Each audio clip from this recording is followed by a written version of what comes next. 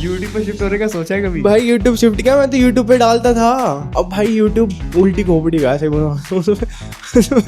जो video Insta पे चलती है वो यूट्यूब पे नहीं चलती। पर वही है, पेड वाले कम मिलते हैं। अगर मान लो खाने को मिला है अर्जित भाई, खाने को मिल रहा है आपको। तो क्या आर्टिस्ट पैसा कमा पा रहे हैं? मतलब मैं जेन्युइनली जानना चाहता हूँ कि आर्टिस्ट पैसा कमा पा रहे हैं और स्पेसिफिकली अपने आर्ट फॉर्म से। सो एज एन आर्टिस्ट तुम्हें सबसे ज्यादा अनॉइंग क्या करती है? सबसे ज्यादा अनॉइंग चीज क्या रहती है? सबसे ज़्यादा अनोइंग टाइम, अगर तुम्हें पेशेंस नहीं है तो तुम्हारी पिलस जाएगी भाई, खत्म ही नहीं हो रहा है। मेरे पास एक ऐसा आर्ट हो गया, महीनों से पढ़ा रहे कराएगी, बल्कि मेरे सामने कैनवस पे लगा हुआ है। ऐसा क्या कॉम्प्लीमेंट या ऐसी क्या चीज़ तुम एक आर्टिस्ट को बोल सकते हो जिससे उसका दिन बन जाए, मतलब वो खुश हो जाए? अगर तुम अच्छे आर्टिस्ट हो इसकी गारंटी नहीं है कि तुम एक अच्छे कंटेंट क्रिएटर भी बनोगे। बहुत सारे अकाउंट हैं इंस्टा पे जिनके आर्ट बहुत अच्छे हैं पर उनको कोई जानता ही नहीं है, उनके लोग व्यूज़ ही नहीं आते हैं। और फिर ये भी डिपेंड करता है ना, मतलब आज के टाइम में अगर तुम्हें आर्टिस्ट बनना है तो तुम्हें कंटेंट क्रिएटर बनना पड़ेगा पहले। फॉलोअर्स मैटर करते हैं, मतलब कि अगर तुम्हारे 10-20 हज़ार 50 हज़ार 100 हज़ार मतलब 1 लाख हो तभी तुमको ऐसी डील्स मिलती हैं, तभी तुमको लोग बुलाते हैं। रीच से फर्क पड़ता है, ज़्यादा फॉलोअर से नहीं पड़ता। इस फील्ड में रेलिवेंट रहने के लिए क्या करना होगा कि मेजॉरिटी इवेंट्स अलग अलग जगह पे होते हैं, तो ये लिटरली पॉसिबल नहीं है ह्यूमनली कि आप हर इवेंट में जा सको। या तो आप ऐसे सेलेक्ट कैसे करते हो? जो छोटे इवेंट्स होते हैं मैं जाता ही नहीं, जो 1-2 दिन हो रहे हैं, 2-3 दिन हो रहे हैं, ऐसे वाले में जो कम से कम तो 5-6 दिन हफ्ता हो रहे हैं वो जाना चाहिए। इंडिया आर्ट को लेके इतना मतलब वो क्यों है, थोड़ा ना स्टीरियोटाइप्स टाइप? हालांकि हम बोलते हैं कि India is capital of culture, यहाँ पे बहुत सारे डाइवर्स कल्चर हैं, हम कल्चर को इतना प्रमोट करते हैं, बट जहाँ बात आती है हमारे आर्टिस्ट लोगों की, हम उनको उतना क्रेडिट नहीं देते। एज एन आर्टिस्ट आपको क्या लगता है कि मतलब जैसे सोशल मीडिया हो गया कि फॉलोअर्स इसमें ये प्रेडिक्टेबल नहीं है कि ज़रूरी नहीं है कि तो अगर तुम्हारी आर्ट अच्छी है या वो अच्छी है तो तुम्हें फॉलोअर्स मिलेंगे, लोग तुम्हारी पसंद करेंगे। ऐसा हुई और मेजॉरिटी टाइम उल्टा रहता है कि जिसकी आर्ट अच्छी होती है, क्रिएटिव होता है, उसको उतने फॉलोअर वगैरह नहीं मिलते। तो सही बात है। तो ये आर्टिस्ट लोगों का इसमें क्या रहता है, मतलब जैसे आप एक आर्टिस्ट हो तो आपको क्या लगता है, अच्छा लगता है या क्या सोचते हो इस बारे में? मतलब भाई आर्ट ऐसे मैंने मतलब बहुत सारे अकाउंट हैं इंस्टा पे जिनके आर्ट बहुत अच्छे हैं, मतलब अच्छे लेवल के, पर उनको कोई जानता ही नहीं है, उनके लोग व्यूज़ ही नहीं आते हैं।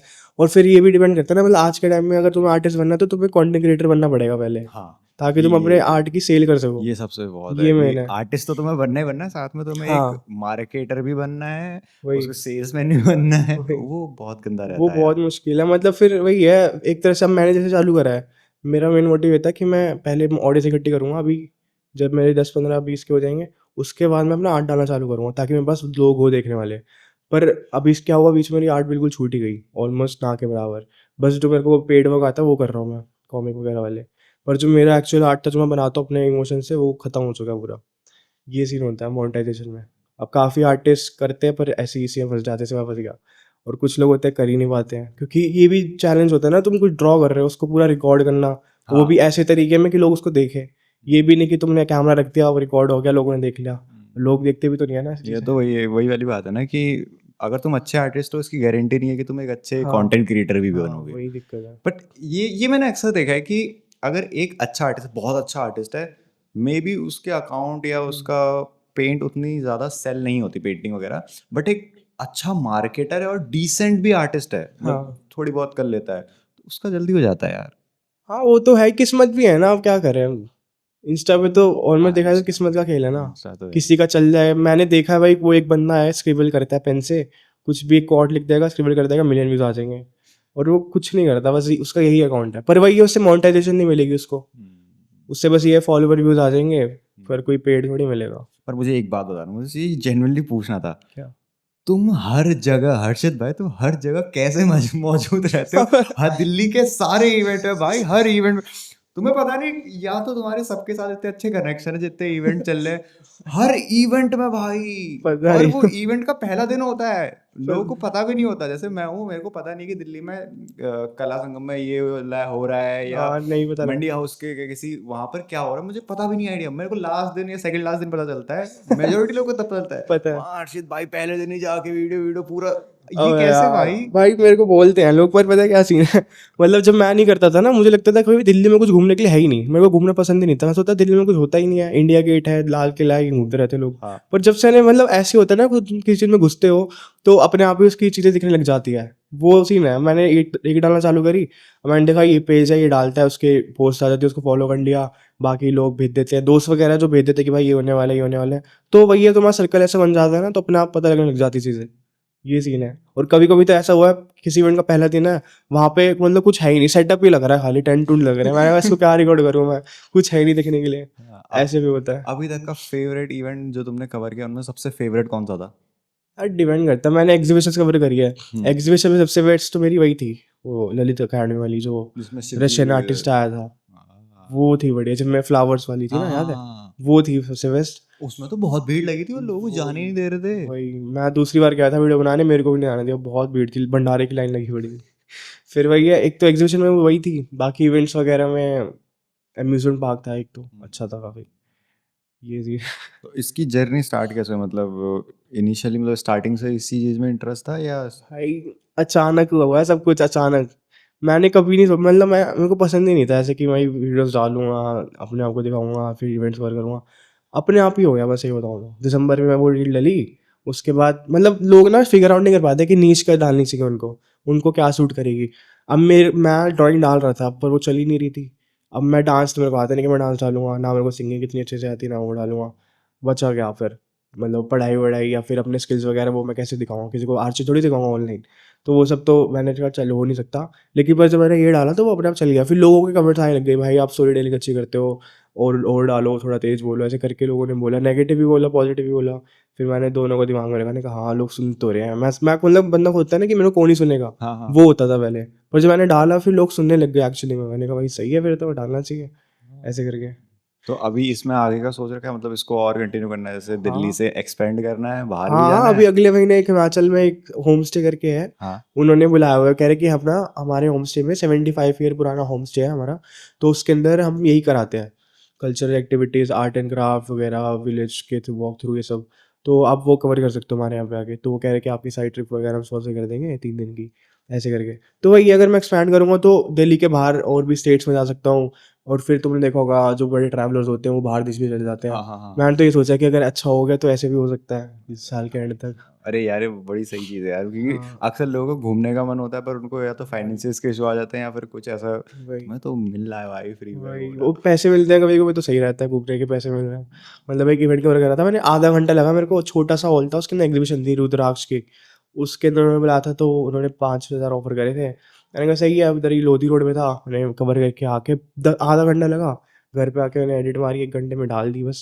और उन्होंने हैंड ऑन पेमेंट भी कर दी। यार। ये सुनने में बहुत इजी लग रहा है, ना ना ना, ये सुनने में बहुत तो इजी वही। और अनरियलिस्टिक सा लग रहा है मुझे। जैसे फॉर एग्जांपल ये वीडियो हम चलो उनके लिए रखते हैं हाँ जिनको ट्रैवलिंग करनी है, उनको ट्रैवलिंग का बहुत शौक है, बट उनके पास ना उतने फाइनेंसेस वगैरह नहीं है, या फिर क्या कहते हैं उनके पास अपॉर्चुनिटीज़ नहीं है। क्योंकि रील में वगैरह में ये सुनने में अच्छा लगता है कि बजट ट्रिप 2000 में आइए चले हिमाचल, वो जो कि नहीं होता। हमने नहीं भी होता। कोशिश करके देखी, 2000 में कंटेंट जा रहे तुम हिमाचल, आने जाने में ही लग जाते हैं इतने वही। पैसे। तो एक बंदा क्या करे ऐसा, या क्या आपने इंस्टाग्राम में ऐसा पोर्टफोलियो बनाया है कि दिल्ली के अंदर ही उसको लोग इनवाइट करे, बुलाए कि हमारा जो ये कल वो है एग्जीबिशन हाँ है उसको कवर करो, या फिर हमने एक होटल बना रखा है या रेस्टोरेंट बना रखा है या फिर अम्यूजमेंट पार्क है हमारा, उसको कवर करो। हाँ और इनिशियली यहाँ से स्टार्ट करते हैं, फिर उसके बाद देखेंगे कि हम इसको पेड में कैसे शिफ्ट करते हैं और इसको बाद में एक्सपेंड कैसे करते हैं। ठीक है? हाँ। तो सबसे पहला स्टेप क्या होगा? यार पहला स्टेप तो, मतलब तुम्हें कोई क्यों बुलाएगा, पहले तुम खुद से सवाल करो, तुम्हें कोई क्यों बुलाएगा, तुम्हारे पास ऐसा क्या स्पेशल है, क्या अलग है तुम्हारे पास। अब मेरे पास जैसे कि लोग आते हैं तो यही बोलते हैं कि आपका जो स्टोरी टेलिंग तरीका है, हम चाहते हैं कि हमारा जो इवेंट है वो आपके तरीके से हो। और काफ़ी ब्रांड्स तुम देखोगे वो बोलते हैं कि इसमें मॉडिफिकेशन करो, ये स्क्रिप्ट डालो, ये डालो। तो मेरे को वो ये नहीं बोलते हैं, वो मेरे को बुलाते हैं इसलिए कि मेरा तरीका अलग है। तो अगर कोई स्टार्ट कर रहा है तो उसको यही होना चाहिए कि तुम्हारा तरीका बाकी से अलग होना चाहिए।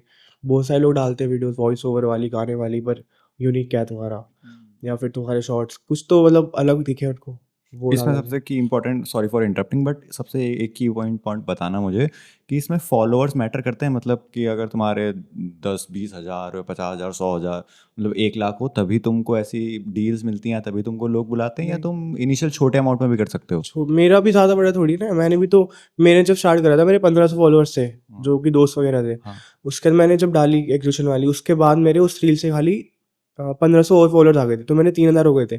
फिर 3000 के बाद ही मेरे को कॉलेज ऑफ आर्ट ने बुलाया और भी एक्सटेंशन वालों ने बुलाया। तो उससे फ़र्क नहीं पड़ता, बस रीच से फ़र्क पड़ता है। मान लो तुम्हारी एक रील वायरल गई है, तो तुम्हारा अकाउंट मतलब एक तरह से लोगों तक पहुंच रहा है, तो रीच से फ़र्क पड़ता है, ज़्यादा फॉलोअर्स से नहीं पड़ता। ओके।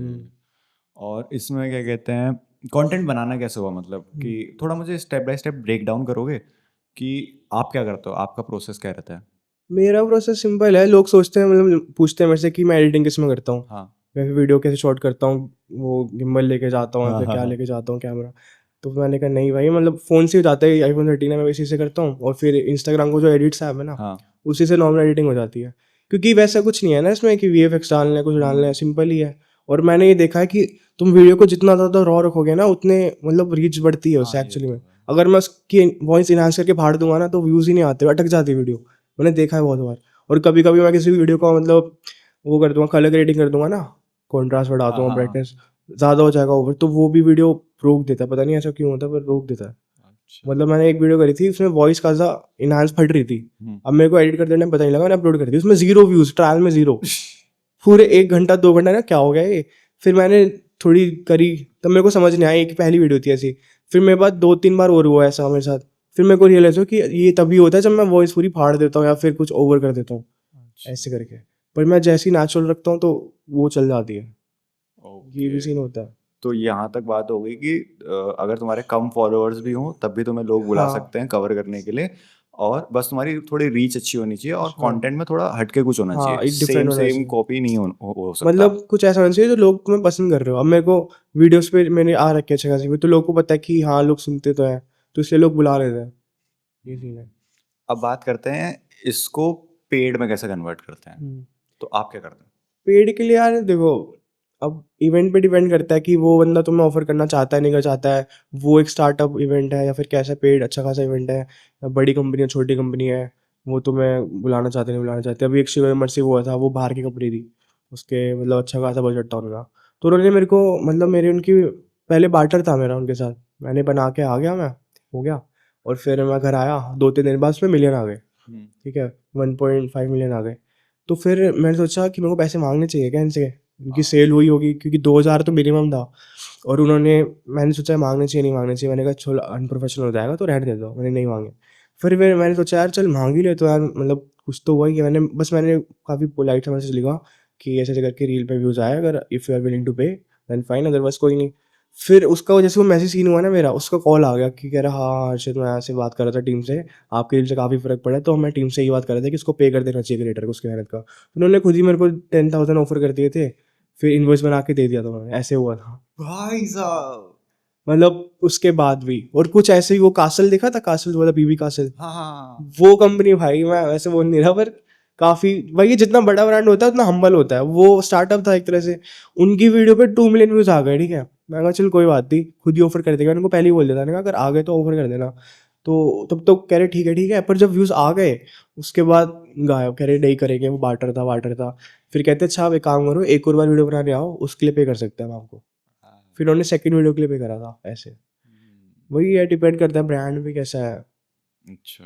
हाँ, तो मतलब अच्छा, अबे यार ये बहुत सही चीज़ है यार, मतलब वो ब्रांड तो फिर काफ़ी अच्छा है कि हाँ वही। जिसने तुम्हें क्या कहते हैं पहले बार्टर में हुआ था या ऐसे खाली वीडियो बनाने जाओ, फिर उसके अच्छे व्यूज़ आ गए, तो उसने सामने से 10,000 छोटा अमाउंट नहीं है तो यार। उनको प्रॉफिट हुआ होगा तभी तो। अब मान लो दो 1.6 मिलियन व्यूज आए थे, हाँ। उसमें से मान लो 500 भी लोग गए होंगे, अगर हम्म।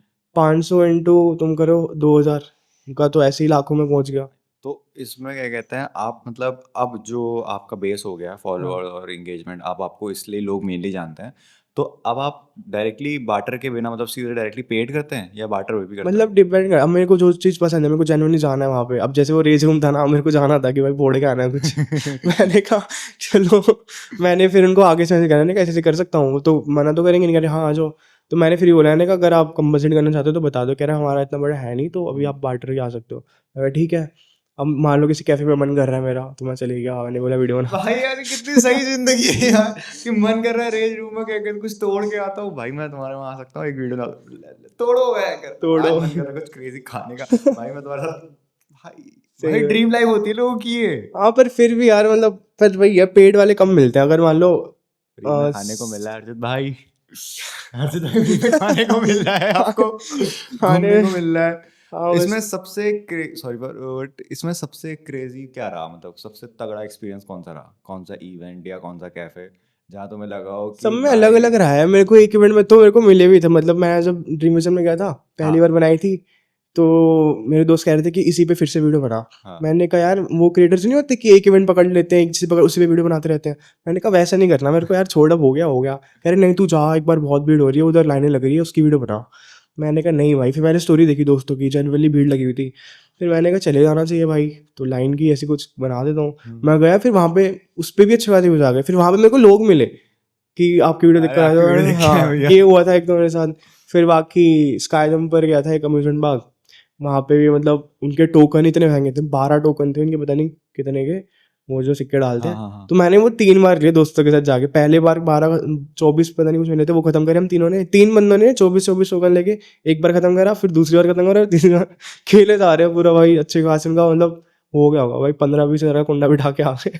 मैंने कहा सही है खेलो। तो यही ऐसे एक्सपीरियंस हो जाता है। कासल वाले में भी था, वो कह रहे थे कि आपको कभी भी आना हो तो आ जाना, मतलब जो भी कभी इवेंट्स भी होते हैं आना ना, हो तो आ हाँ जाना। इवेंट्स होते हैं वो यही बोलते हैं, जो लिमिटेड टाइम के लिए होते हैं वो यही बोलते हैं कि आपको कभी भी आना हो फैमिली को लेके तो आप आ सकते हो फ्री में। ओ शिवाई मर्सी वाला भी कह रहा था आपको दिखाना हो तो वापस आ सकते हो, कासल वाला भी ऐसे कह रहा था। तो पर जो फिक्स होते हैं, जो परमानेंट होते हैं, जैसे अम्यूजमेंट पार्क था, वो ऐसा नहीं करते हैं, वो तो लूट जाएंगे ना ऐसे करेंगे तो। मैं तो ये हर तो हफ्ते पहुंच जाऊंगा, आओ खिलाओ मेरे को। जब भी आना हो आ जाना, वही, चार हर महीने चार नए हाँ। दोस्तों को तो लेके। वही है, वो कूपन्स वगैरह दे देते हैं, वाउचर्स वगैरह। एक ने वीआर वाला था, उसने दिया था 5,000 का, कह रहा है कि 3 महीने के अंदर अंदर वैलिड है, ये करके आ सकते हो आप, यूज़ करके आ सकते हो। तो ऐसे डिपेंड करता है, ब्रांड पे डिपेंड करता है वो तो। कुछ फिक्स नहीं है कि तुम्हें ऐसा मिलेगा हर जगह, हर ब्रांड अलग ट्रीट करता है। और ये वैसी फील्ड है ना, कोई ब्रांड वाली नहीं, प्रोडक्ट वाली नहीं है।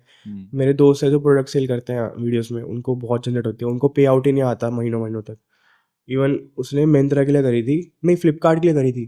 फ्लिपकार्ट वालों ने उसकी जनवरी से पेमेंट अटका रखी है, मतलब उसको कपड़े डिलीवर करे, हाँ कह रहे वीडियो बना के वापस भिजवा देना। उसने कहा ठीक है, भिजवा दी, उसकी पेमेंट ही नहीं फ्लिपकार्ट से। और कपड़े भी चले गए। कपड़े भी चले गए, वीडियो भी चलेगी, पैसे भी नहीं आए। ऐसा हो गया। हाँ और मैंने उसको, फिर वो मेरे से पूछ रहा कि तेरे को पेमेंट कैसे मिलती है। मैंने कहा मेरे को तो उसी टाइम मिल जाती है, मतलब हाफ कुछ करते कि हाँ हाफ अभी दे दे हाँ, तो वीडियो से पहले हाफ वीडियो वीडियो के के बाद बाद। उसी टाइम, ऐसे करके। तो डिपेंड करता है, ये वैसा नहीं है ना प्रोडक्ट वाला, पूरा इवेंट है।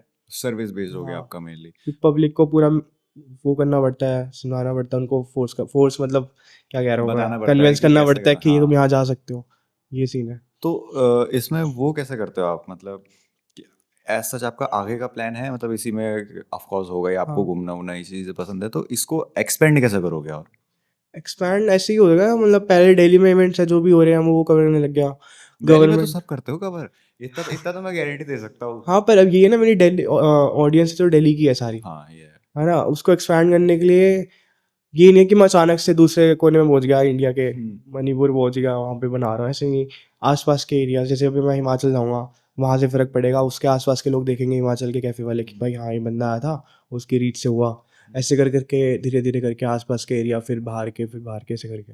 अचानक से तो नहीं हो सकता ना। इंस्टाग्राम के गेम में मतलब कितना लक पे डिपेंड है, मतलब कुछ तो होगा ऐसी लक चीज़। पे डिपेंड नहीं है, सही बताऊँ तो मेरे को भी लगता था पहले लक पे डिपेंड नहीं है, मतलब तुम्हारे कंटेंट में डिपेंड करता है। मैंने कल जो वीडियो डाली थी ना, हाँ वो मैंने 1 बजे डाली। पहले मैं ऐसे करता था कि भाई टाइम देख के डालता था कि हाँ व्यूज़ आएँगे, पर ऐसा नहीं होता। मैंने 1 बजे डाली, मेरे को पता था अगर अच्छी होगी तो व्यूज़ आ जाएँगे, वरना कितना भी कर लो हाँ, जो अच्छी होती है नहीं। वो हाँ, चली जाती है। तो मैंने 1 बजे डाली, 3 बजे तक उसमें खाली 1000 व्यूज़ ही आए थे। हाँ मैं लेट सोता तो मैं देख रहा था, मैंने कहा 1000 व्यूज़ आए हैं, तो खत्म हो गई। हाँ, मेरा खत्म अब। फिर मैं सो गया 3 बजे, फिर मैं सुबह उठा तो उसमें आ रखे थे 12-13 की व्यूज़, बढ़ रहे थे, अब अभी भी बढ़ रहे हैं उसमें। तो वही है, जो चलने वाली होती है वो चल जाती है, तुम कभी भी डाल दो। ऑडियंस बहुत बढ़िया, सोते नहीं है लोग, और ऊपर से वीकेंड है। हाँ ये बस ये है कि वीकेंड में फ़र्क पड़ता है, क्योंकि वीकेंड में लोग ज़्यादा वेले होते हैं।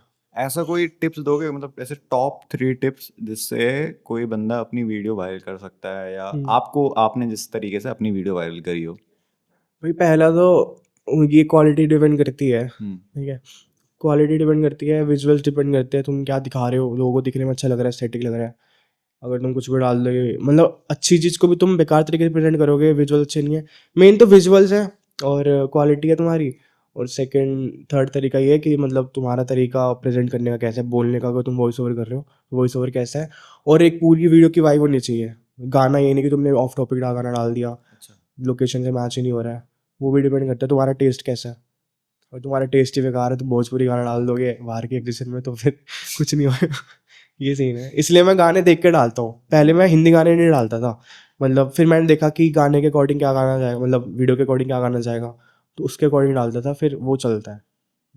मतलब एक वीडियो वायरल तभी होती है उसके अंदर सब कुछ इंक्लूड होगा, उसका हुक भी देखना पड़ता है कि लोगों को ऐसा क्या बोलने की रुक जाए। और आपको इस सब चीज में कितना टाइम लगता है, मतलब शूटिंग से लेके अपलोडिंग तक का? अगर बड़ा इवेंट है तो फिर तो टाइम लगेगा, एक एक जाके देखना। पहले मैं इवेंट जाता हूँ, पूरा घूम लेता हूँ कि क्या है वहाँ पे, फिर घूमने के बाद मैं नोट कर लेता हूँ कि ये चीज़ बढ़िया लग रही है, इसी को रिकॉर्ड करना है। पहले मैं फालतू चीज़ भी रिकॉर्ड करता था, हाँ। पर उसमें टाइम जाता था। मैं क्या करता हूँ, जो चीज़ मेरे को पता लग जाता है देख के कि हाँ ये बढ़िया लगेगी कैमरे में, तो मैं उसको जाके रिकॉर्ड कर लेता हूँ घूमने के बाद। फिर रिकॉर्ड करके घर पे आता हूँ जैसे ही घूम फिर के, फिर अपना एडिट मार देता हूँ उस पर, शॉर्ट्स जो भी है डाल डाल के, उस फिर वॉइस ओवर गाना और खत्म बस। एक दिन में पूरा हो जाता है? 1 घंटा लगता है वैसे बताऊँ एडिट करने में।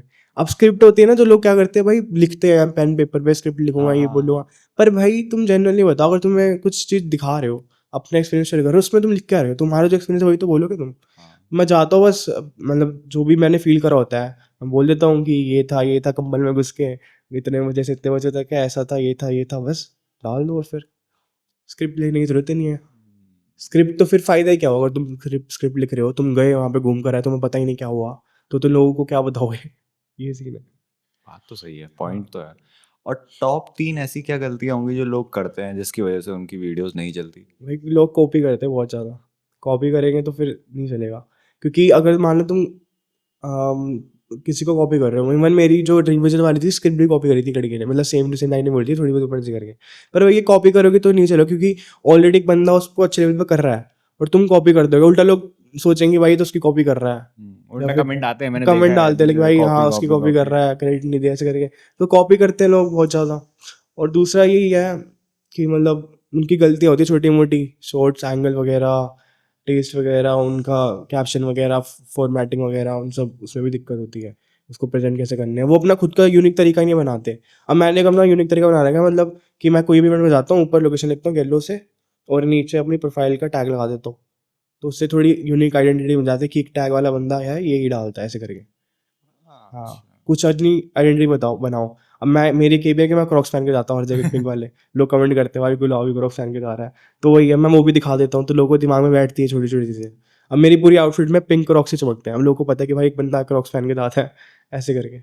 ये चीज़ फ़र्क डालती है लोगों के दिमाग में, अच्छा। छोटी छोटी चीज़ें। तो आपको मतलब मेनली क्रॉक्स के लिए भी जाना है? क्रॉक्स डाल देता हूँ, वीडियो फॉर्मेट में अपना ये डाल देता हूँ, जो टैग होता है लिख देता हूँ, कैप्शंस मेरे यहीं पे आते हैं, छोटे आते हैं, कुछ लोग के बड़े बड़े भी आते हैं, तो वही ये डिपेंड करता है तुम अपना कैसा स्टाइल बनाना चाहते हो। हाँ, इसीलिए ऐसे ही करके फिर ग्रो कर सकते हैं मेरे हिसाब से तो। और आज की डेट में रेलेवेंट, इस फील्ड में रेलेवेंट रहने के लिए क्या करना होगा? क्योंकि ये वाली फील्ड है ना कि दिल्ली जैसी जगह में बहुत लोग हैं और इवेंट भी बहुत होते हैं, तो हर एक, मतलब मेजोरिटी इवेंट में आप रहते ही रहते हो बट हर एक इवेंट में भी मतलब लिटरली पॉसिबल नहीं है, क्योंकि दिल्ली के हर एक कोने में हाँ, अलग अलग जगह इवेंट होते हैं। एक जगह पे बहुत सारे भी होते हैं, जैसे मंडी हाउस में वहाँ बहुत इवेंट होते हैं, बट मेजोरिटी इवेंट्स अलग अलग जगह पे होते हैं। तो ये लिटरली पॉसिबल नहीं है ह्यूमनली कि आप हर इवेंट में जा सको, या तो आप ऐसे सेलेक्ट कैसे करते हो कि कौन सा इवेंट में जाना चाहिए, कौन से में नहीं जाना चाहिए, कहाँ से रीच आएगी मेरे को, कहाँ से हाँ, नहीं आएगी? वो करते करते पता लगता है। मैं आज भी, इवन आज इवेंट है, थाई फेस्ट हो रहा है थाईलैंड का, हाँ। वो खाली 2 दिन का है। अब मेरे को पता है मैं जाऊँगा, पहले दिन वीडियो डालूंगा, एक दिन वीडियो चलनी है, लोग तुम्हें बताइए 1-2 दिन तो उनको सोचने में लग जाता है कि ऐसा हाँ। कुछ हो रहा है, फिर जाते हैं लोग प्लान बनाने में। तो मैं जो छोटे इवेंट्स होते हैं उनमें जाता ही नहीं हूँ, जो 1-2 दिन हो रहे हैं, 2-3 दिन हो रहे हैं, ऐसे वाले में जो कम से कम नहीं तो 5-6 दिन, हफ्ता भर हो रहे हैं, वो जाना चाहिए, ताकि वो तुम्हारी वीडियो भी चले और लोगों का फ़ायदा भी हो। मतलब मेन तो तुम्हें पब्लिक को ही दिखाना है ना, उनको इन्फॉर्मेशन देनी है उनको, ये सीन है। तो ऐसे इवेंट सेलेक्ट करो जो लॉन्ग टर्म चल रहे हो, जिसके विजुअल्स अच्छे हो, ये तो मेन है। अब ऐसे तो कितनी आर्ट गैलरीज है जो डेड है, अब मैं वहाँ जाके वीडियो बनाऊँ कुछ फ़ायदा ही नहीं है, क्योंकि वहाँ के विजुअल्स अच्छे नहीं है, ऊपर से किसी को पता नहीं है। पर वही, अगर कंटेंट की कमी हो रही है तुम्हारे पास तो डाल दो। मैंने डाली थी एक की, वो भी चल गई थी फिर। तो आप ये कंटेंट को डालते कैसे हो? मतलब कंसिस्टेंटली हर दिन डालना होता है, या फिर एज सच जब कोई इवेंट आया, या हफ्ते में एक बार या दो? अच्छा, वैसे मैं ट्राई करता हूँ कि रोज़ ही डालूँ, क्योंकि दिल्ली में होते रहता है कुछ ना कुछ। अभी अभी मैंने इसी महीने से 2-2 दिन के गैप में भी डाली है वीडियो, क्योंकि इवेंट्स ही नहीं हुए थे सही बताऊँ तो। और एक दिन में तो मैंने 3 डाली थी, मैं एक ही दिन में 2 जगह गया था, और एक कल की वीडियो थी, 3 मैंने इकट्ठी डाल दी। तो पर रेगुलर डालने से फ़र्क पड़ता है, रेगुलरली डालनी चाहिए मेरे हिसाब से तो, अगर पॉसिबल है तो। वरना 3 दिन के गैप से ज़्यादा गैप मत दो, रीच गिर जाती है भाई, मेरी गिर गई थी।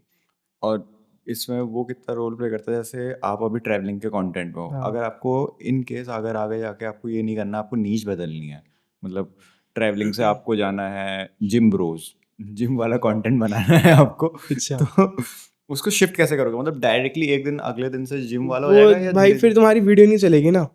अब मैं बीच-बीच में ना अपनी ड्राइंग की वीडियोज़ डालता हूँ, हाँ। ठीक है? मतलब मैंने सोचा था बीच में कि मैं एक वीडियो इवेंट की डालूँगा, फिर एक ड्राइंग की डालूँगा, फिर वापस इवेंट की डालूँगा, ऐसे करके मतलब अपनी ड्राइंग बंदों के दिमाग में बिठाऊँगा। हाँ। पर मैं ऐसे ड्राइंग की डालता हूँ, उसमें 5-6 हज़ार से ज़्यादा व्यूज़ ही नहीं आते हैं, क्योंकि मेरी चैनल की नीश ही वही बन चुकी है ना। एआई और ऊपर से एआई आ गया है, तो इंस्टा जो है ना वो आइडेंटिफाई करके भेजता है वीडियो को, वो देख लेता है। अगर मैं कोई बिना वॉइस ओवर की वीडियो डालूंगा ना, तो वो पता लग जाएगा कि गाना डाल के डाला है तो उसको कहाँ भेजना है, तो वो ढंग से रीच नहीं कर पाती है। तो वही है, अगर तुम्हारी नीच सेट हो रखी है, तुम कुछ और डाल दोगे तो व्यूज़ ही नहीं आते हैं।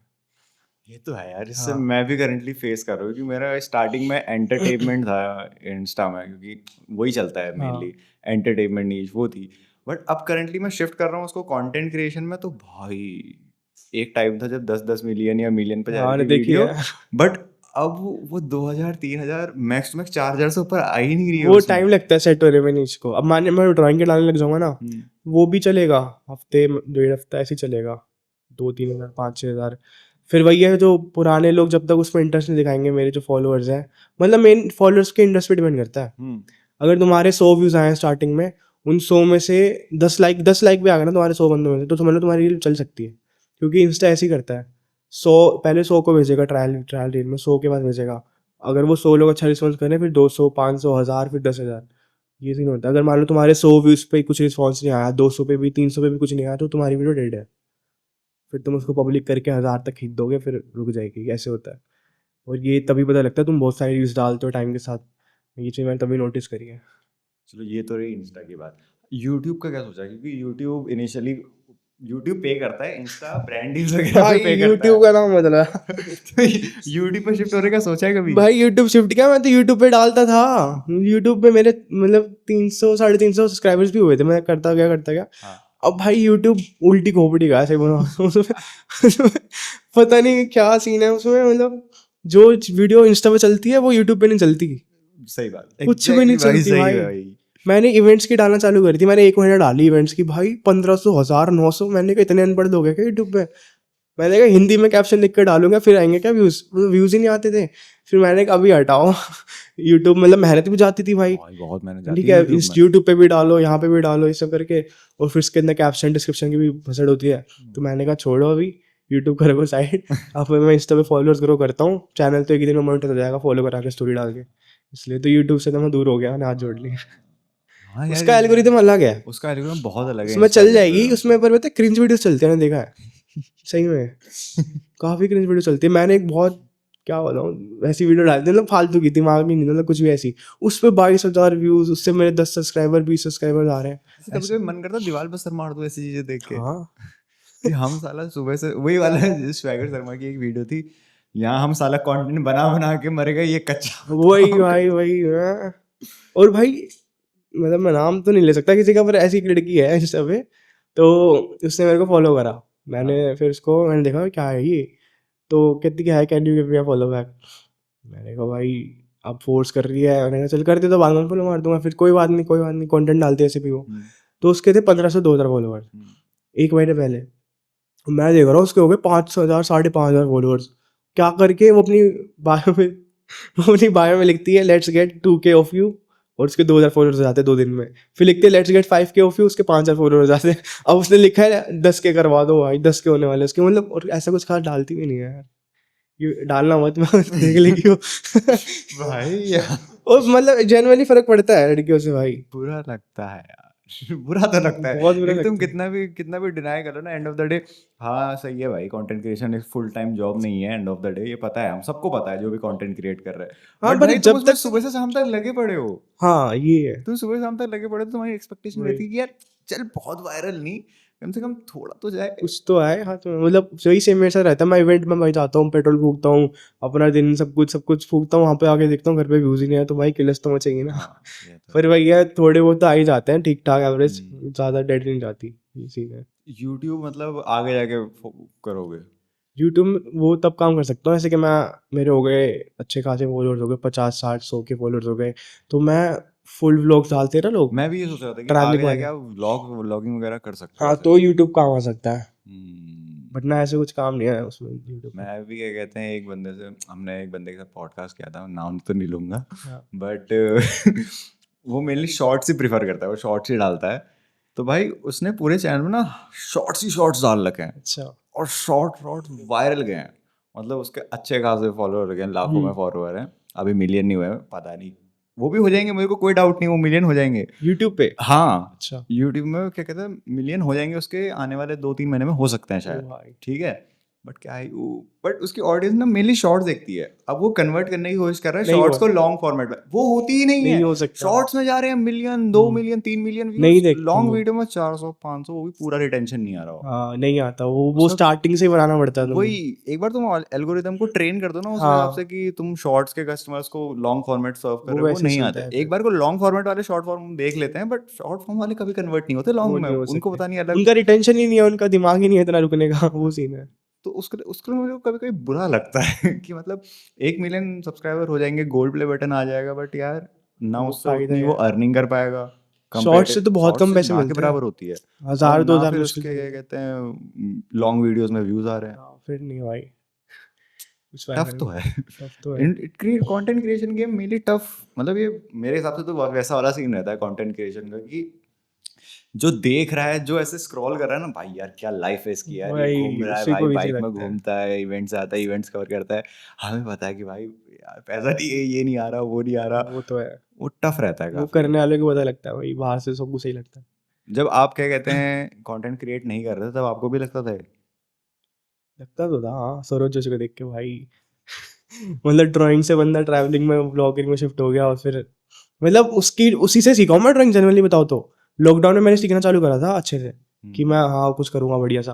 तो मैं सौरभ जोशी को देखता था, क्योंकि उस टाइम वही चलता था 2020 में, हाँ, कि लॉकडाउन में तो वो फाड़ टूल्स रखा था बताता उसने। था कि ये टूल्स है, ब्लेंडिंग स्टम्प है, उसको देख देख के फिर जब मेरा हो गया ना उससे बेसिक इन्फॉर्मेशन सीखी उससे, तो वो बंदा ना क्या करता है, वो बस किसी का पोर्ट्रेट बना दिया, देख के बना दिया, ऐसे वो टीचर की तरह सिखाता था। मतलब मेरे हिसाब से आर्टिस्ट है, पर आर्टिस्ट वो होता है जो खुद की क्रिएशन से, खुद की इमेजिनेशन से बनाया कुछ। ठीक है, आर्टिस्ट वो भी है, पर एक कैटेगरी अलग होगी आर्टिस्ट की। तो उससे मैं उतना सीखा कि वो कैसे बनाता है। फिर उसके बाद मैंने बाहर के आर्टिस्ट को देखना शुरू कर दिया, जो बाहर देश के आर्टिस्ट होते हैं अलग अलग कैटेगरी वाले, उनको देख के शुरू करके उनसे सीखना चालू करा। तो बस बेसिकली मेरा स्टार्ट वहीं से हुआ था। फिर कुछ टाइम बाद उस बंदे ने भाई ब्लॉगिंग चालू कर दी, और वो ऐसे फट गया, मैंने कहा ओ भाई। भाई एशिया का सबसे बड़ा ब्लॉगर है यार, हाँ भाई, एशिया का सबसे बड़ा, इंडिया का क्या भी नहीं। गंदा फटा यार। वो क्रेजी हो जाता है यार, मतलब तुम्हारे वही का तो है। वही हम मेनली हमको ये सुनने को मिलता है जब भी सौरभ जोशी की बात आती है, पता नहीं ऐसा होता है तुम्हारे भाई का तो, और और पता क्या नहीं। भाई। अच्छी बात है भाई, वो बंदे ने मेहनत करी है भाई, 5 साल से हर दिन डाल रहा है वो बिना रुके, भाई वो मेहनत है उसकी। बट पता नहीं बुरा क्यों लगता है कि तुम्हारे वहाँ ऐसा लगता है कि सर हमें नींद, क्या कीड़े मकोड़े। फिर भी यार लॉन्ग फॉर्मेट के डाल के चलाना बहुत बड़ी हाँ बात ये है। तो है भाई। उसके मेरे को ऐसा, नो ऑफेंस सौरभ जोशी को, कोई ऐसा हेट नहीं है, मेरे को बट भी नहीं है मुझे यार। ऐसा उसका कंटेंट उतना पसंद नहीं आता। हाँ बट मेरे मेरे अंदर उसके लिए रिस्पेक्ट है भाई, कि 5 साल हर दिन वीडियो डालना, वो भी डालना, एग्जैक्ट सेम टाइम पे। और बड़ी बात है कि लॉन्ग फॉर्मेट वाली डालता है भाई लॉन्ग बंदा, फॉर्मेट, 8 बजे करेक्ट आ जाती है उसकी। वो हिम्मत लेता है भाई, वो हिम्मत, वहां पर उसके लिए थोड़ी रिस्पेक्ट बढ़ जाती है। सही में। बट एक चीज़ बताना मुझे, मैं जब आपके बारे में रिसर्च वगैरह कर रहा था, तो आपकी बायो मैंने देखी, उसमें बायो में एक लाइन लिखी थी कि mind that sees art in pain. इसका मतलब मुझे एक्सप्लेन करना, पहले तो मुझे ये बताना कि आपका क्या इंटरप्रिटेशन है इस लाइन को लेके। दूसरा मुझे ये बताना कि ऐसा मतलब ज़रूरी है क्या, मतलब कि जब तक कोई इंसान दर्द में नहीं होगा या पेन में नहीं होगा, वो आर्ट क्रिएट नहीं कर पाएगा? क्योंकि मैंने बहुत सुना है। अच्छा यार देखो, 2-3 तरह के, हर तरह के आर्टिस्ट होते हैं, उनका स्टाइल अलग होता है। अब कोई आर्टिस्ट है जैसे उसको उसने बहुत चीज़ें फेस करी है, नेगेटिव चीज़ें फेस करी है, तो उसका आर्ट स्टाइल ही ऐसा बन जाएगा। और कोई बंदा पॉजिटिव जिसने अच्छी चीज़ें फेस करी है, तुम उसकी ड्राइंग्स देखना, उसकी कितनी खिली खिली ड्राइंग्स होगी, कलरफुल ड्राइंग्स होगी, और तो मेरी ड्राइंग्स मतलब मैं अपना नहीं बोल रहा, वैसे बता रहा हूँ। तो अगर कोई वैसा बंदा जिसने नेगेटिव चीज़ें फेस करी है, मतलब ब्रेकअप वगैरह, हार्ट ब्रेक वगैरह, कुछ चीज़ ऐसी फेस करी जो नहीं करनी चाहिए थी उसको, तो वो बंदे का अलग आर्ट स्टाइल डेवलप हो जाता है। तो इस लाइन का ये मतलब है, मतलब मैं देखा जाए तो मैं एक तरह से जो मेरा आर्ट स्टाइल है वो सूरियलिज्म है। तो सूरियलिज्म में यही होता है, इमोशंस वगैरह जो जिन डार्क इमोशन होते हैं, रियलिटी वगैरह इमोशंस के थ्रू वो सब ड्रॉ करता हूँ मैं। तो इसलिए लिखी थी मैंने कि भाई अगर तुम्हें कुछ पेन हो रहा है, फिर कैसी भी इमोशन है, तो उसको ड्राइंग के थ्रू एक्सप्रेस कर सकते हो। मतलब पेन के अंदर भी तुम आर्ट देख सकते हो, हैप्पीनेस के अंदर भी आर्ट देख सकते हो। तो तुम्हारे एक्सपीरियंस पे डिपेंड करता है। ये मेरा पर्सनल एक्सपीरियंस है, इसलिए मैंने उसके हिसाब से लिखा है। सो आप आपका आर्ट क्या करता है, मतलब ऐसे खिले खिले कलर या डार्क? नहीं यार, मेरा देखा तो मतलब मैं तो कलरिंग भी अभी मैंने चालू करी है, मैं एकदम पसंद नहीं हूँ कलरिंग। मैं शेडिंग वगैरह, स्केचिंग वगैरह ये सब करता हूँ, मतलब डार्क थीम ही रहता है मेरा बेसिकली ज़्यादातर। आपका मतलब मेनली फ्रेंड सर्कल या तो ट्रैवलिंग के अराउंड रहता है या तो आर्ट के अराउंड ही होगा, जितना मैं गेस कर मेरा पा रहा सारा हूँ। आर्ट के राउंड ही है, आर्ट के मेरे अराउंड है। रैपर दोस्त हैं, फिल्म मेकर है, डांसर है अच्छे खासे, सब तरह के यहाँ पर आर्ट फील्ड में ही है। तो क्या आर्टिस्ट पैसा कमा पा रहे हैं? एमए में मतलब टाइम। मैं जेन्युइनली जानना चाहता हूँ कि आर्टिस्ट पैसा कमा पा रहे हैं, और स्पेसिफिकली अपने आर्ट फॉर्म से, मतलब ऐसे नहीं कि ब्रांडिंग वगैरह ये चीज़ें नहीं, प्रॉपर अपने आर्ट को सेल करके या अपने म्यूजिक को सेल करके या अपनी शॉर्ट फिल्म को सेल करके। इंडिया में तो नहीं होता है ऐसा, बहुत कम होता है यार। अब मैं अपनी आर्ट से पैसे थोड़ी कमा रहा हूँ, हम्म। मैं तो अपने उससे बनवा रहा हूँ ना। तो सेम चीज़ वही है जो मैंने तुम्हें भी दिखाया था, मेरा दोस्त शुभम जो सिनेमेटोग्राफी कर रहा है, वो अगर वो अपने खुद के प्रोजेक्ट्स बनाता है ना, तो वो बस यूट्यूब पर डाल सकता है, अपने इंस्टा पे डाल सकता है, उससे अर्निंग नहीं आएगी उससे कोई। पर उसको कोई प्रोजेक्ट मिलता है, किसी का किसी गाना और शूट के लिए करना करने है, के लिए। तो उसको पैसे मिलते हैं। पर वही है, वो तो आर्ट से कमा रहा है ऐसे करके। पर कुछ कुछ चीज़ें होती है जैसे कि उसको सेमिनार हॉल में वर्कशॉप के लिए बुलाते हैं, उसके लिए भी जाता है वो पेड करके। मैं अभी एक वर्कशॉप में गया था, तो वही है, इसके आसपास ही मिल जाता है तुम्हें आर्ट के रिलेटेड ही। तो बेसिक स्टैंड ऑफ लिविंग हो जाती है पूरी। हाँ, अभी मेरी सही बताओ तो मेरी हो रही है, मैंने बाइक लिया, मैंने इसी से ली है। मतलब ये नहीं कह रहा कि वीडियो से ही, मेरे आर्ट से ही मैं क्लासेस भी लेता हूँ, ठीक है, कमीशन वर्क्स भी करता हूँ, वीडियो से भी आता है, तो 4-5 चीज़ें हैं उससे आता है। मैं ये नहीं कह रहा कि पूरा इंस्टा से ही आ जाता है, पर ये कि जो मेरा आर्ट का है उसी के अराउंड से आ जाता है। तो इसमें मैनेज कैसे कर पाते हो आप, मतलब क्योंकि आप ट्रैवलिंग का कंटेंट बना रहे हो, खुद की आर्ट भी कर रहे हो, कमर्शियल वर्क भी कर रहे हो, उसके बाद क्लासेस वगैरह भी ले रहे हो या दे रहे हो, तो ये सब इतनी मैनेज हो जाती चीज़ें? वो टाइम टेबल बनाना पड़ता है। आज जैसे कि मैं जो क्लासेस लेता हूँ वो रेगुलर क्लासेस नहीं है, नॉर्मल ट्यूशंस नहीं है ना कि रेगुलर क्लास होगी। वो मैं लेता हूँ हफ्ते में 3-4 क्लास। एक स्टूडेंट है जो महीने में ही 4 क्लास लेता है बस, हफ्ते में 1 क्लास। आज सैटरडे को लेता है वो, तो उसकी मैंने सुबह 10 से 11 क्लास ली, उसके बाद मैं यहाँ आ गया। और आज मेरे को कहीं जाना नहीं है वैसे, तो संडे को कल जाना है मेरे को एक जगह। तो वही है, शेड्यूल करके रखना पड़ता है, मैनेज तो करना पड़ता है हर चीज़ में। शेड्यूल करके मैनेज करके जाना पड़ता है यहाँ वहाँ। मैंने बाइक भी इसलिए ली था कि ट्रैवलिंग ईजी हो जाए, क्योंकि मेट्रो से क्या होता था, एक ही दिन में 2 जगह जा ही नहीं पाता था मैं, हाँ, एक ही जगह जाके ख़त्म हो जाता था। ये तो है। अब बाइक से गए, 2 मिनट में रिकॉर्ड करा, फिर वहाँ चले गए इसलिए। इंडिया आर्ट को लेके इतना मतलब वो क्यों है, थोड़ा ना स्टीरियोटाइप्स टाइप? हालांकि हम बोलते हैं कि India is capital of culture, यहाँ पे बहुत सारे डाइवर्स हुँ। कल्चर हैं, हम कल्चर को इतना प्रमोट करते हैं, बट जहाँ बात आती है हमारे आर्टिस्ट लोगों की, हम उनको उतना क्रेडिट नहीं देते। कभी भी अगर मैं ही हूँ या कोई भी है, कोई किसी आर्टिस्ट के पास जाता है तो वो बोलता है कि ये कितने की है। अगर अपने आर्टिस्ट ने एक फॉर एग्जांपल बोल दिया कि 500 रुपए की, वो उसमें भी बार्गेनिंग करेगा कि भाई थोड़ा सीख लगा लो यार, ऐसा वैसा। हाँ, ये तो बहुत तो एक साइड मतलब थोड़ी हिपोक्रेसी टाइप की रहती है ना, कि एक साइड तुम कह रहे हो कि हम कल्चर को प्रमोट करते हैं, हम आर्ट को प्रमोट हाँ, करते हैं, हम आर्टिस्ट को प्रमोट करते हैं, वहीं दूसरी टाइम तुम ऐसा बार्गेन कम कर दो, ये कर दो, वो बोलते हो। तो वो तो है यार। टफ रहता है उस टाइम पे। बहुत दिक्कत है, मतलब अभी मूवी तो देखा होगा तुमने, वायरल चल रहा है वो धुरंधर मूवी का, कहता है मेरा बच्चा है तू करके, वो जो आर्टिस्ट है उसका आर्ट वर्क सब यूज़ कर रहे हैं, पर कोई क्रेडिट नहीं दे रहा उसको। तो वही है यार, मतलब और मैंने बहुत आर्टिस्ट देखे हैं कि बोलते हैं कि इसका प्राइस ये है, लोग कमेंट करते हैं कि भाई इतना महंगा क्यों है, इसमें ऐसा क्या है। बंदा कह रहा है मैंने फोटो स्क्रीनशॉट ले लिया, प्रिंट करा के लगा लूंगा। अबे भाई प्रिंट तो लगा लेगा, पर जो उसके हाथ से उसकी मतलब, देखो वो लोगों के उस पर डिपेंड करता है। एक मिडिल क्लास बंदा नहीं समझ सकता आर्ट को, सही बता रहा हूँ। मिडिल क्लास बंदा उसकी वैल्यू ढंग से कर ही नहीं सकता। अगर मिडिल क्लास वाला खुद आर्टिस्ट है ना, तो वो वैल्यू करेगा। पर नॉर्मल बंदा है, कोई हाउस होल्ड वाला है, मम्मी पापा टाइप, वो करेगा ही नहीं वैल्यू, बोलेगा भाई इतना महंगा क्यों ले हम। क्योंकि मिडिल क्लास के लिए ऐसी चीज़ें नहीं होती, सही बताऊँ तो। आर्ट कल्चर नहीं, मतलब आर्ट जो शो पीस टाइप होता है, कोई बंदा आर्ट वर्क लेगा तो अपने घर पे तो लगाएगा। अब पहले तुम मिडिल क्लास में, तुम्हारी नॉर्मल चीज़ ही पूर्ति नहीं हो पा रही, तो तुम आर्ट में कहाँ ही जाओगे। पर जो अच्छे मतलब ऊपर अपर क्लास लोग हैं, वो जो आर्ट में इंटरेस्ट रखते हैं जनरली, वो उनको कोई दिक्कत नहीं होती, वो लेते हैं लेने वाले। तुम्हारी ऑडियंस पे डिपेंड करता है, पर इंडिया में मिडिल क्लास ज़्यादा है, इसलिए इंडिया में नहीं चलता ये सब आर्ट वगैरह वाला वही सिस्टम। वाली बात है कि मतलब आर्ट और ये जितने भी आर्ट फील्ड रिलेटेड काम है थोड़े एक्वायर टेस्ट है। हाँ, ये पर्टिकुलर ऑडियंस के लिए होता है, हर हाँ। किसी के लिए नहीं है। मिडिल, और इंडिया में ज़्यादा, अगर तुम्हें पता है मेजोरिटी मिडिल क्लास है, For sure. इसलिए यहाँ पे चलना थोड़ा मुश्किल है। और उसके अंदर भी तुम्हारा आर्ट स्टाइल अगर बिल्कुल ही दुनिया के बाहर का है, अलग ही। अब मेरा आर्ट वर्क देख के लोग बोलते हैं भूत प्रेत बना रखे हैं। एग्जीबिशन में जाता हूँ, एक बार मैं भोपाल गया था, 2023 में एग्जीबिशन थी। तो मतलब एक जैसे ट्रेड फेयर लगता है ना, हाँ। वैसे करके भोपाल में कोई फेस्टिवल था, मैनेट में लगा था, एक यूनिवर्सिटी है बहुत बड़ी। तो मैं और मेरा दोस्त सिलेक्ट हुआ था, हम दोनों ने मिलकर एग्जीबिशन लगाई थी। तो उसका आर्ट वर्क थोड़ा मतलब सही था, मतलब भगवान टाइप वाला, जामनी रॉय का स्टाइल, कलरफुल वैसा था। और मेरा बिल्कुल अपोजिट। उल्टा भाई। और फिर अंकल आके बोल रहे हैं कि बेटा ये क्या भूत प्रेत बना रखे हैं, फूल वूल बनाओ, भगवान की फोटो बनाओ। मैंने कहा अंकल मैं बनाऊंगा तो अपने हिसाब से बनाऊंगा ना, आपको नहीं देखना मत देखो, चले जाओ। फिर मतलब मैं बहस तो नहीं करी उनसे, मैंने बोला अंकल मतलब मेरा यही है, मैं ऐसे ही बनाता हूँ। कह रहे वो तो ठीक है, पर ऐसे अच्छा नहीं लगता दिखने में, कितना डरावना लग रहा है देखो। मैंने अंकल इसका मतलब है, आपको समझाऊं? कह रहे क्या मतलब है, समझाओ। फिर मैंने समझाया अंकल को, तब भी समझ नहीं आई।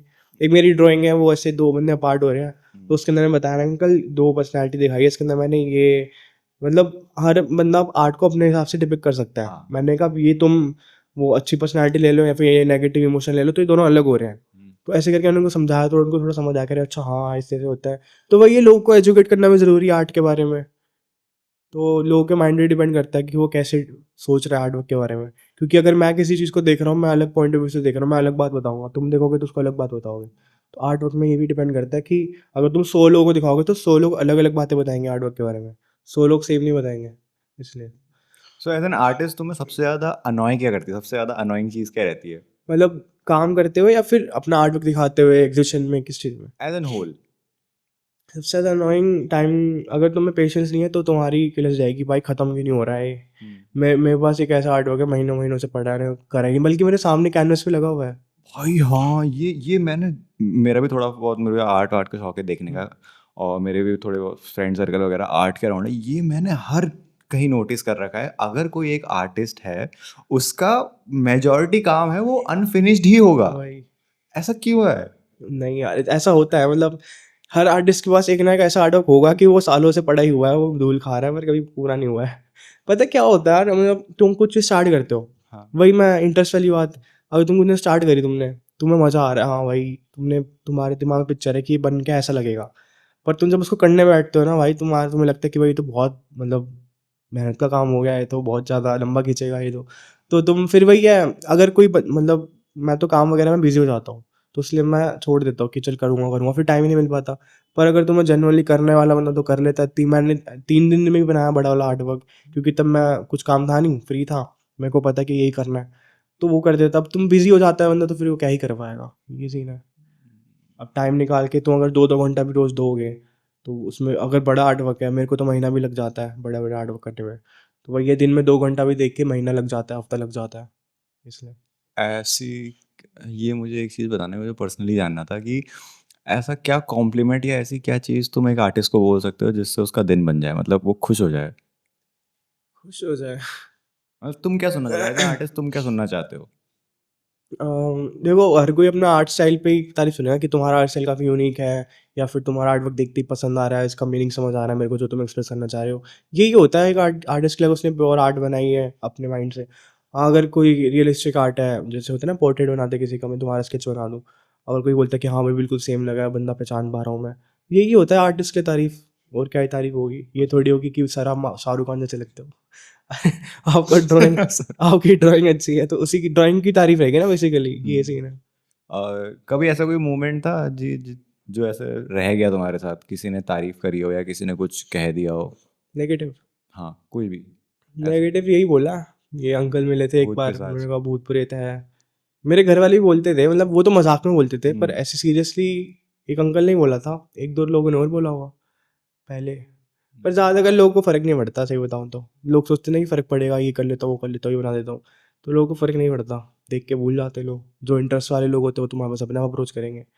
तो यही है, अगर किसी ने बोला था तो यही बोला था कि भाई ये भूत प्रेत बनाना बंद कर दो।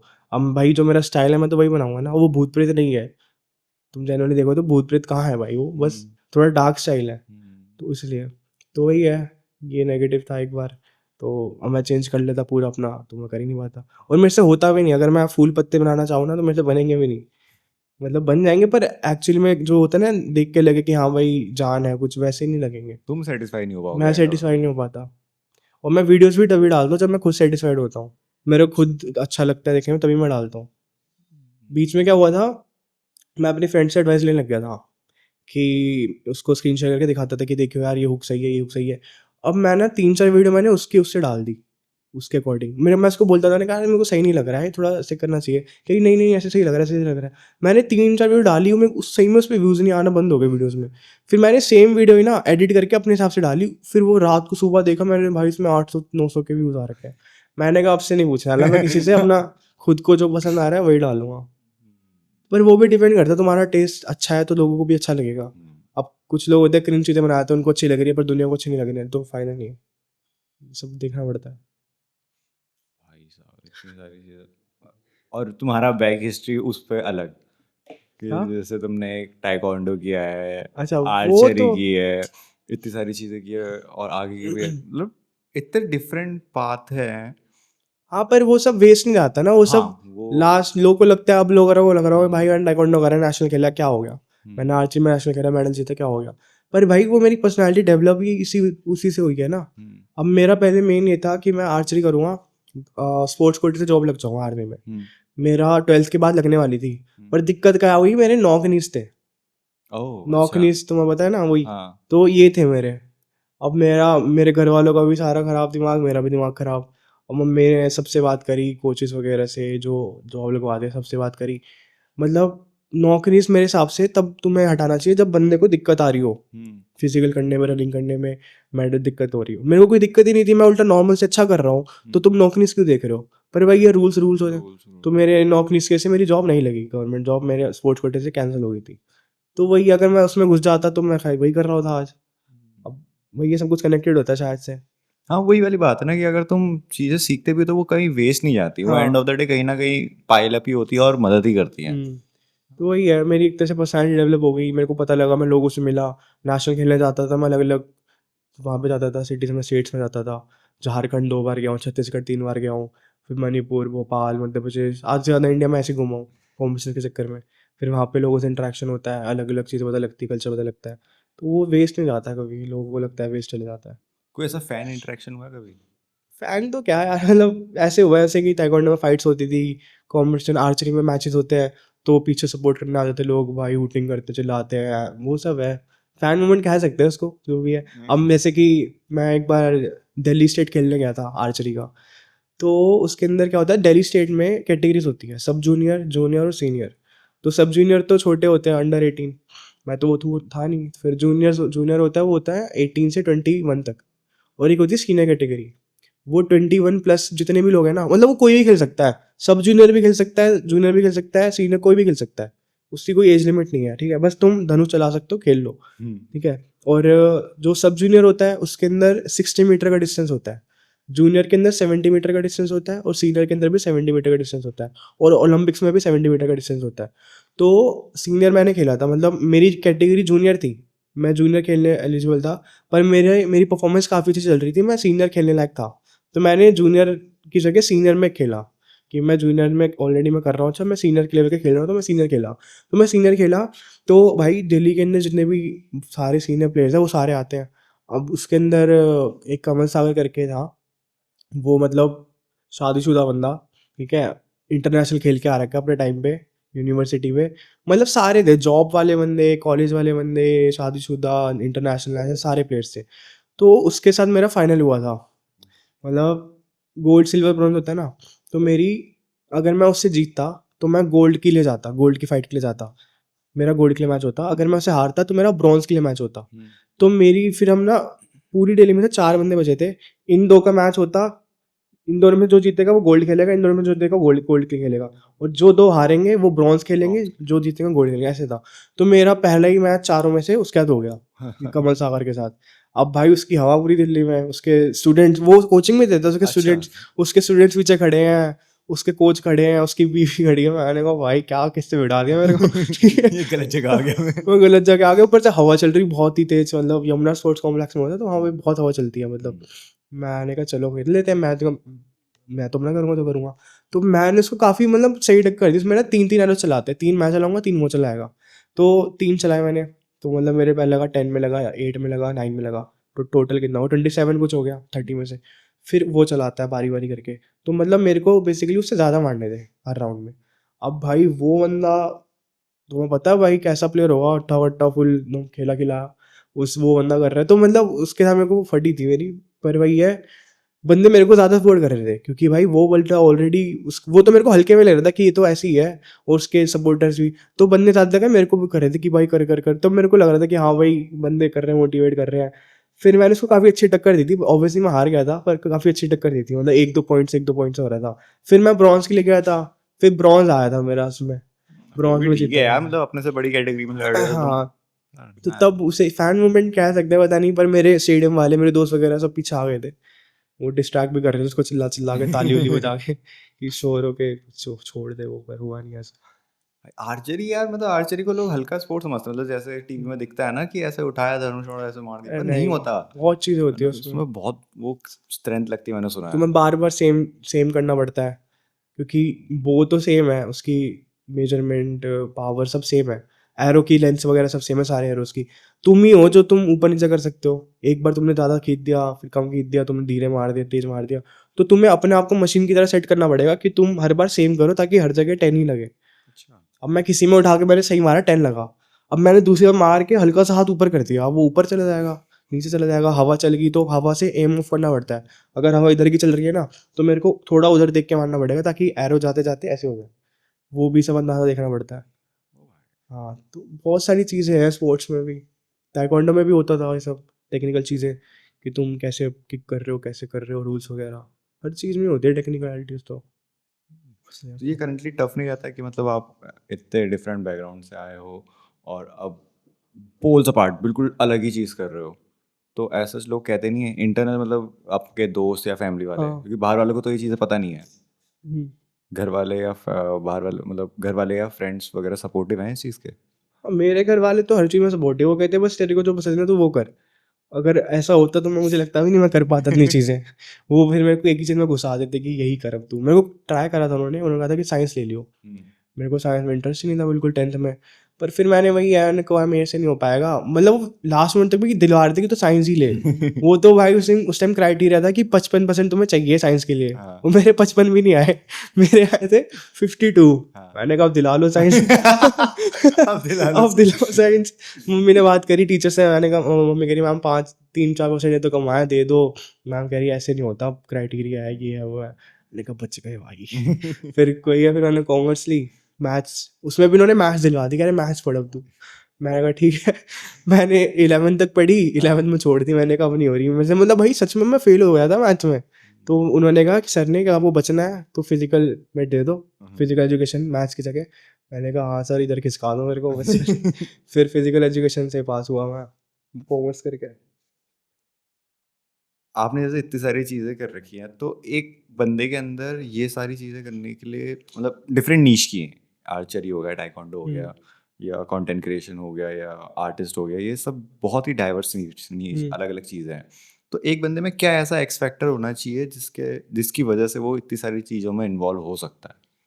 अच्छा, मेन तो तुम्हें एक्सपोजर मिलना चाहिए, तुम्हें कॉन्फिडेंस होना चाहिए तुम्हारे अंदर कि तुम 10 लोगों के बीच में खड़े हो, कुछ कर पा रहे हो नहीं कर पा रहे, काँप नहीं रहे, बोल नहीं रहे। आर्चरी में क्या होता था, स्टार्टिंग में मैं जाता था कॉम्पिटिशन्स में, तो भाई एंग्जाइटी पैनिक हो जाता था, जो कि होता है हर किसी को। तो उसके अंदर वाइब्रेट होने लग जाती थी बॉडी मेरी, मैं खींचते खींचते कि जैसे ऐसे हिल रहा हूँ डर के मारे। तो वो चीज़ जब तक खत्म नहीं होगी तुम्हारे अंदर, तुम कुछ कर ही नहीं सकते। चाहे वो स्पोर्ट्स हो, पढ़ाई तो खैर अलग हो गया, पर ऐसी कोई फील्ड हो जिसमें पब्लिकली तुम्हें हाईलाइट होना है, उसमें अगर तुम खत्म हो जाओगे तो फिर तुम कुछ कर ही नहीं सकते।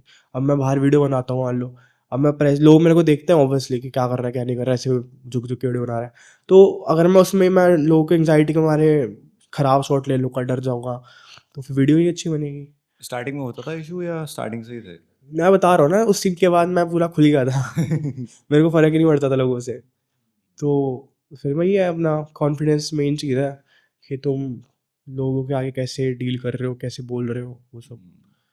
सो भाई हम अपने पॉडकास्ट के लास्ट सेगमेंट में पहुंच गए हैं। यहाँ मैं अपने हर गेस्ट से एक सवाल पूछता हूँ कि एज अ कोई थॉट कोट या प्रिंसिपल है जिसके जरिए आप अपनी ज़िंदगी जीते हो? अच्छा, हाँ, एक है, मैं किसी भी चीज़ के लिए रिग्रेट नहीं करता। कुछ भी अगर मैं कुछ मान लो गलत भी हो गया मेरे से बाय चांस, तो मैं ज़्यादा उस पे रिग्रेट करके अपना टाइम वेस्ट नहीं करता। मैं कहता हूँ बस ठीक है, हो गया, आगे से नहीं होगा, मूव ऑन कर जाता हूँ, मैं रिग्रेट नहीं करता किसी चीज़ के लिए। और होना भी चाहिए, अगर तुम रिग्रेट करके उसी पे टाइम वेस्ट कर रहे हो, मैंने बहुत लोग देखे हैं, उनका ब्रेकअप हो जाता है या फिर कुछ हो जाता है उनके साथ, तो वो रिग्रेट करते रहते हैं। मेरा एक फ्रेंड है, उसने अपनी गर्लफ्रेंड को चीट करा था, उसकी गर्लफ्रेंड ने छोड़ दिया उसको। वो उसको रिग्रेट पे भरे जा रहा है, ठीक है, हो गया, वो माइक्रोसॉफ्ट में काम कर रहा है, अपनी जॉब छोड़ने के लिए रेडी है वो बंदा। मैंने कहा ठीक है, हो गया, कोई बात नहीं, खत्म कर। कर्मा कह रहा ये हो गया, मतलब रिग्रेट में ही फंस गया वो। तो ऐसे रिग्रेट में उलझ के रहना मेरे हिसाब से सही बात नहीं है। रिग्रेट से ऊपर उठ के अपना आगे का काम करना चाहिए। तो मैं तो ऐसे जीतता हूँ, मेरा रिग्रेट नहीं होता किसी चीज़ का। अगर मेरा मान लो किसी जगह गया इवेंट अच्छा नहीं था, वीडियो बन गई, तो मेरे को रिग्रेट नहीं कि भाई वीडियो बेकार बन गई। मैंने एक नई चीज़ देख ली, नई जगह देख ली, नया कुछ देख लिया, इसलिए वो रिग्रेट नहीं करना चाहिए किसी चीज़ के लिए लाइफ में।